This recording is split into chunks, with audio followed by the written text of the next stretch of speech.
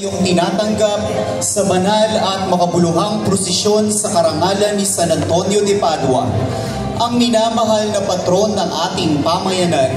Sa gabing ito, tayo'y nagtitipon bilang isang sambayanang Kristiyano, sama-samang nagpupugay sa ating pananampalataya, nagpapahayag ng pasasalamat at muling pinagtitibay ang ating debosyon sa isang santong kinikilala sa kaniyang malasakit sa mga dukha, sa masigasig niyang pangangaral ng salita ng Diyos, at sa mga himalang ipinagkakaloob niya sa pamamagitan ng panalangin. Ang ating paglahok sa prosesyong ito ay higit pa sa isang tradisyon. Ito'y isang paglalakbay ng pananampalataya. Sa bawat hakbang natin sa mga lansangan ng ating komunidad, isinasabuhay natin ang panalangin, pagkakaisa at pananalig sa kabutihan ng Diyos na ating ipinagdiriwang sa pamamagitan ng ating patron, si San Antonio de Padua. Naway maging mataimtim at makabuluhan ang ating paglalakbay ngayong gabi. Dalangin natin na patuloy tayong gabayan, pagpalain at ipanalangin ni San Antonio de Padua, hindi lamang para sa ating personal na kahilingan, kundi para rin sa ikabubuti at ikauunlad ng ating buong pamayanan. Atin na pong masdan ang pagdaan ng seryales, ang banal na krus at ang mga kandilang sinindihan, mga sagisag ng ating pananampalataya, pag-asa at pag-ibig. Ang seryales ay nagsisilbing paalala ng ating pagkaing espiritual sa pamamagitan ng Eucharistia. Ang banal na krus, ang tanda ng ating kaligtasan, ay nangunguna sa ating paglalakbay bilang liwanag at lakas ng ating buhay. Kasama nito ang mga kandila, sagisag ng ating patuloy na pananalig sa gitna ng dilim ng buhay.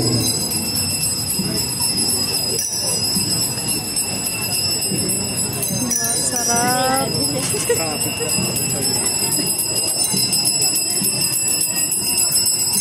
Ngayon naman po ay sabay-sabay nating salubungin at bigyang pugay ang pagdating ng mahal na imahen ni San Rafael Arcangel de Pangilinan.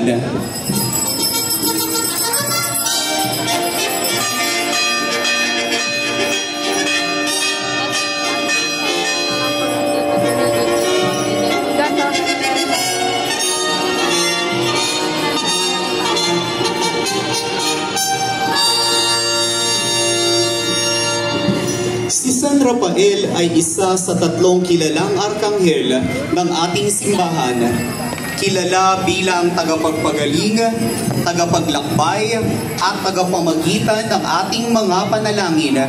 Sa banal na kasulatan, siya ang arkanghel na gumabay kay Tobias sa kaniyang paglalakbay at siyang tumulong sa kaniyang kagalingan. Dahil dito, kinikilala si San Rafael bilang patron ng mga may sakit, manlalakbay at ng mga naghahanap ng liwanag at tamang landas sa buhay. Sa pagdaan ng mga taon, ang debosyon kay San Rafael Arcangel ay lalo pang lumalim at lumalawak. Isang patunay na buhay ang pananampalataya sa puso ng kaniyang mga deboto. Sa kaniyang pagdating ngayong gabi, naway ialay natin ang taimtim na panalangin at pagbati bilang paggalang sa kaniyang presensya at bilang panawagan ng paggabay sa ating buhay. San Rafael Arcangel de Pangilinan, ipanalangin mo kami. Kasama po ng karosa ni San Rafael ng Pangilinan ang mga deboto at mananampalataya mula po sa Kalye Pangilinan.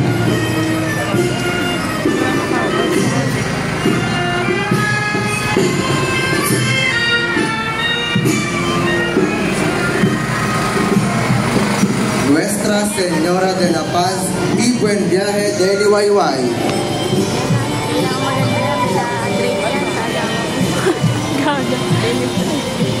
Napagkamalan na kami niyan.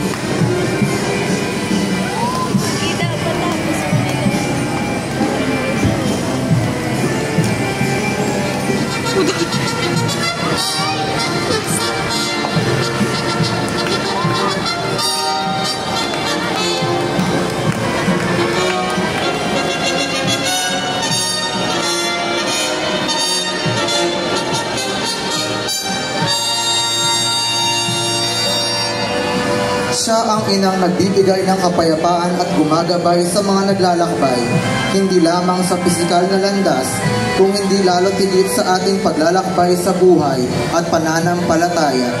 Sa ilalim ng kanyang mapagpalang pagtingin, ang kanyang mga deboto ay humuhugot ng lakas, kapanatagan at katiwasayan ng kalooban sa gitna ng mga hamon ng panahon. Ang matatag na at buhay na debosyon ng mga taga-Kaliliwayway sa Nuestra Señora de la Paz y Buen Viaje ay malinaw na patunay ng kanilang taos-pusong pagmamahal sa mahal na ina. Sa bawat dasal, sa bawat akbang ng prosesyon, bitbit nila ang mga panalangin ng buong pamayanan para sa kaligtasan, kapayapaan, isang mabuting paglalakbay sa lahat ng yugto ng ating buhay. Nuestra Señora de la Paz y Buen Viaje de Liwayway, ipanalangin mo kami. Kasama ng karosa ng mahal na biren ng kapayapaan at mabuting paglalakbay, ang pamayanan ng Liwayway.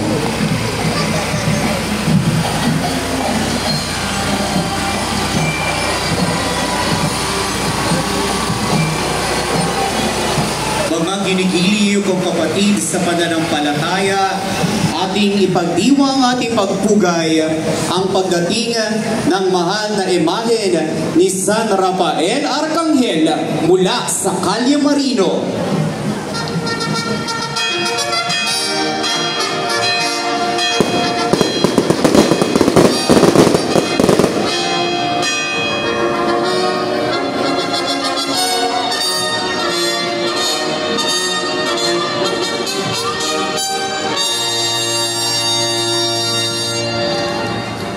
Si San Rafael na ang pangalan ay nangangahulugang ang Diyos ay nagpapagaling, ay isang makapangyarihang tagapagtaguyod ng kagalingan, pisikal, espiritual at moral.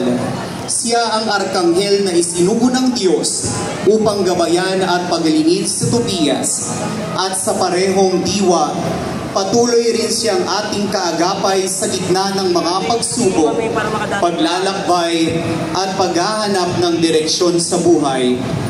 Ang matibay na debosyon ng pamayanan ng Calle Marino kay San Rafael Arcangel ay isang patunay ng kanilang buhay na pananampalataya, isang sambayan ng buo ang loob, may malalim na pananalig at lubos ang tiwala sa pangangalaga ng kanilang makalangit na tagapatnubay. Habang dumaraan ang kanyang mahal na imahen, nawa tayo'y manahimik, magnilay at taimtim na manalangin. Hilingin natin ang kagalingan ng katawan at kaluluwa at magpasalamat sa patuloy niyang paggabay sa ating lahat. San Rafael Arcangel de Calle Marino, ipanalangin mo kami. Kasama po ng karosa ni San Rafael ay ang mga deboto sa pamayanan ng Calle Marino.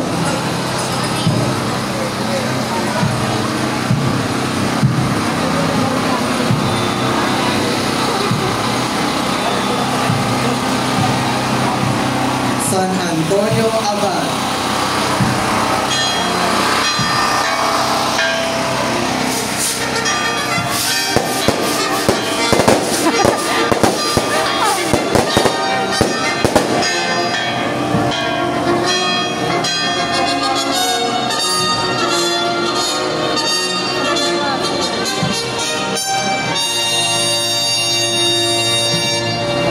si San Antonio Abad, nakilala bilang ama ng mga monghe, ay isang dakilang huwaran ng pananahimik, pananalangin at ganap na pagtatalaga ng sarili sa Diyos.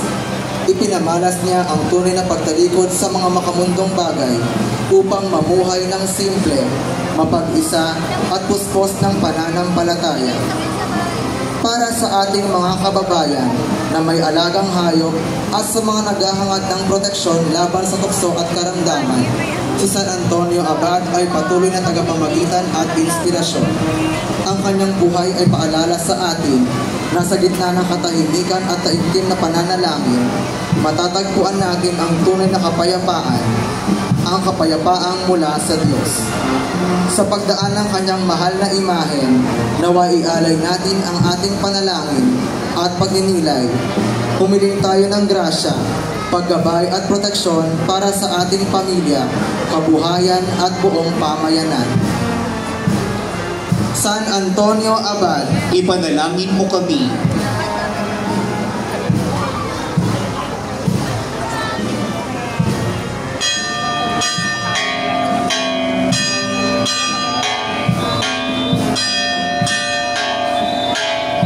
Mga minamahal na kapatid sa pananampalataya, atin pong salubungin ang may taus-pusong pagpupugay at pananampalataya, ang imahen ni San Agustin de Hipona.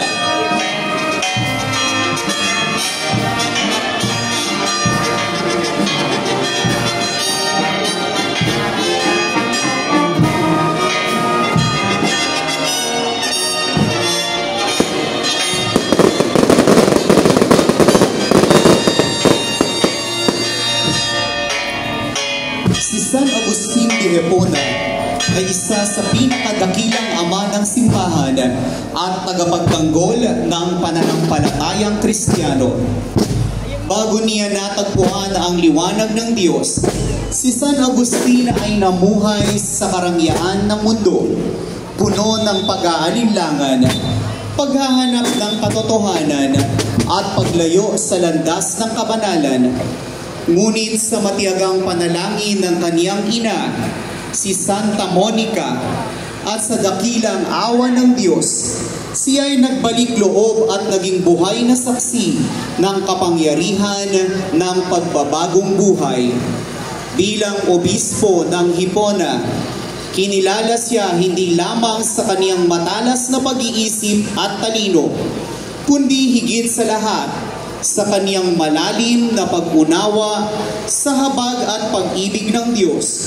Sa kaniyang mga isinulat, paulit-ulit niyang ipinaalala na ang puso ng tao ay mananatiling hindi mapapanatag hanggang ito'y makatagpo ng Diyos.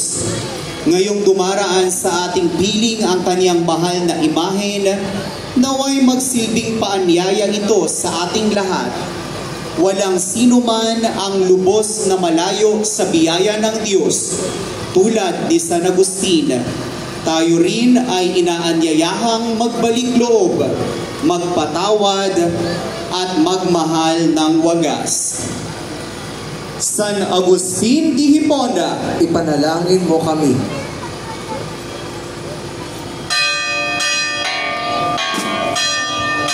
Kasama po ng karosa ni San Agustin de Hipona ay ang banda St. Mary Magdalene mula po sa bayan ng Kawi.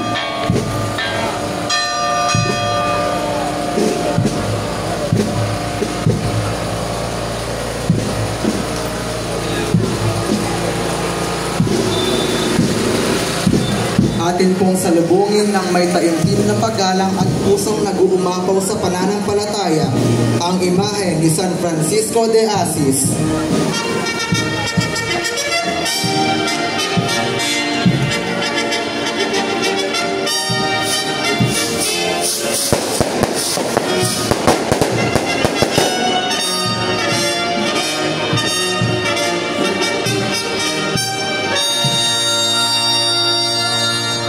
Si San Francisco de Assis, ang mapagkumbabang tagapagtanggol ng kalikasan at kaibigan ng mga dukha. Si San Francisco ay kilala sa kanyang buhay na payak, puspos ng kababaang loob at dakilang pag-ibig, hindi lamang sa Diyos, kundi sa lahat ng nilikha, sa kapwa-tao, sa mga hayop at sa kalikasan. Tinanggihan niya ang karangyaan ng mundo upang lubos na sundan si Kristo sa buhay ng sakripisyo, panalangin at paglilingkod sa kapwa. Ang kanyang buhay ay naging liwanag sa marami, isang paanyaya na mamuhay ng may kapayapaan, malasakit at pagkakaisa sa bawat nilalang ng Diyos. Ngayong dumaraan sa ating piling ang kanyang mahal na imahen, naway maging paalala ito ng kanyang halimbawa ng pag-ibig na walang kinikilingan at pagkalingang hindi naghihintay ng kapalit. Maging tayo rin nawa ay maging mga tagapaghatid ng kapayapaan, pag-asa at kabutihan sa ating pamayanan. San Francisco de Assis, ipanalangin mo kami.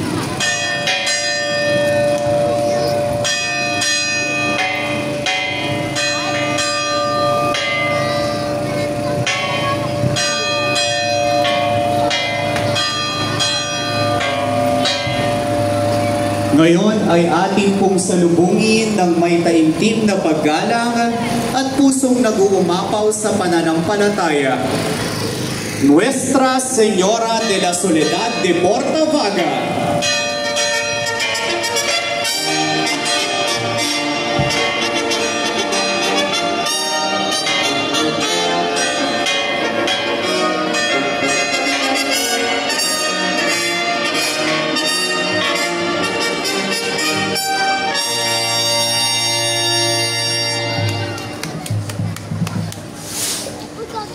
Ang ina, reyna at patrona ng buong lalawigan ng Cavite.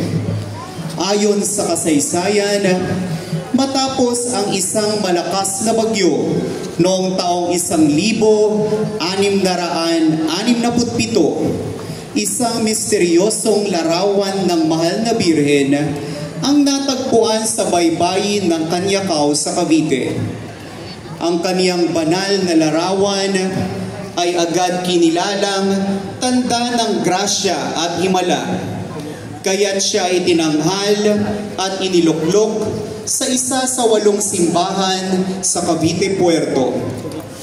Dahil sa napakaraming kwento ng himala mula sa kaniyang mga deboto sa paglipas ng panahon, iginawad sa kaniya ang titulong Virgen de Mil Milagros o ang Birhen ng Libong Himala. Itinuturing din ang kanyang imahe bilang ang pinakamatandang pintang larawan ng mahal na Birheng Maria sa Pilipinas na may tiyak na petsa.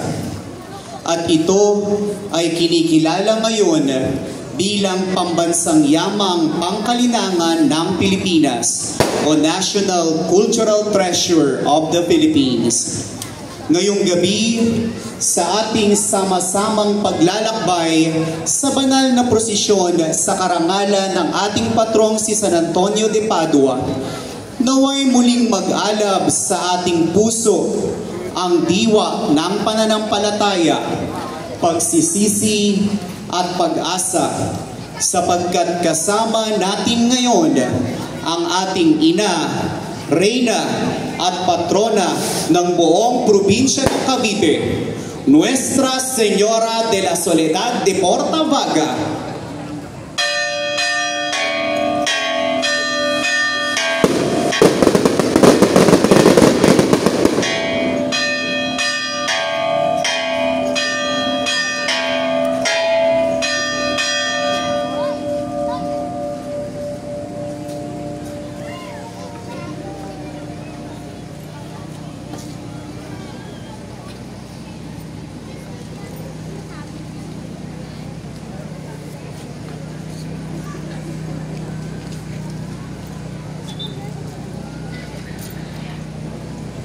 Ang mapaghimalang larawan ng ating mahal na ina ay inaagapayan ng ating mga butihing sakristan mula sa pangdiocesis na dambana ng ating pong syudad.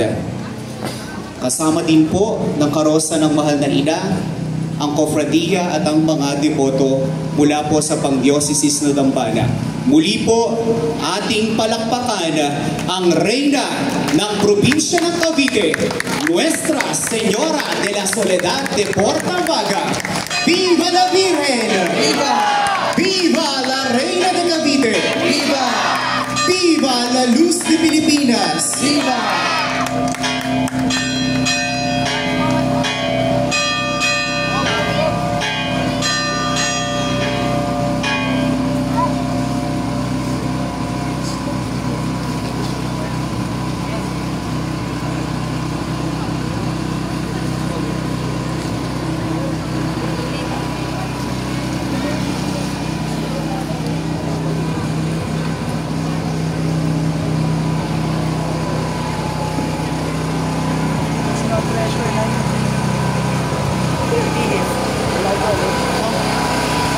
Mga minamahal na kapatid, mga deboto at mga panauhin, atin pong salubungin ng buong paggalang at taus-pusong pananampalataya ang imahen ng ating mahal na patron, San Antonio de Padua.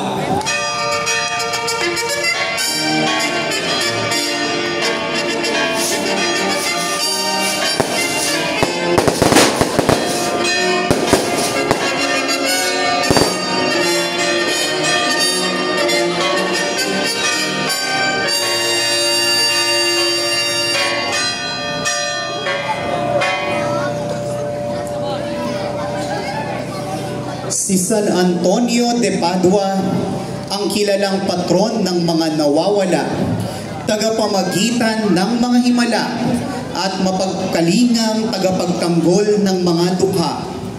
Si San Antonio ay isang dakilang monghe at mangangaral noong ika-13 siglo.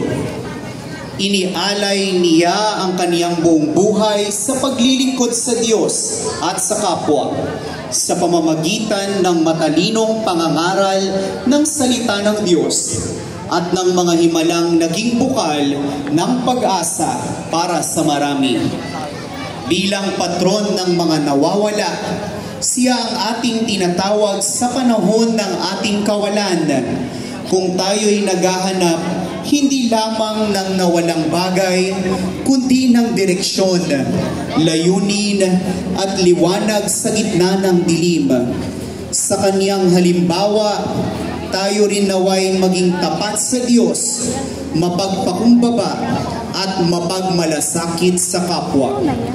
Ngayong dumaraan sa ating piling ang kaniyang mahal na imahen, ialay natin ang ating mga panalangin, pasasalamat at mga kahilingan. Hilingin natin ang kaniyang makalangit na gabay sa ating araw-araw na paglalakbay sa pananampalataya. Mga kapatid, San Antonio de Padua, panalangin mo kami.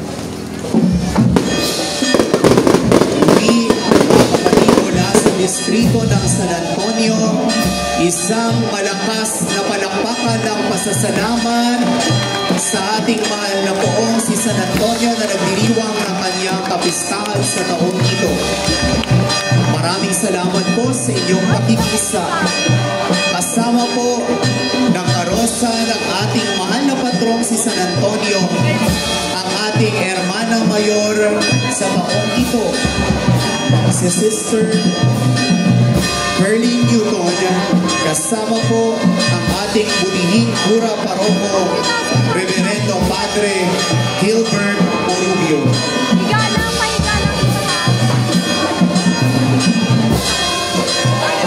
Minamahal na kapatid, mapapatuloy ng ating puso.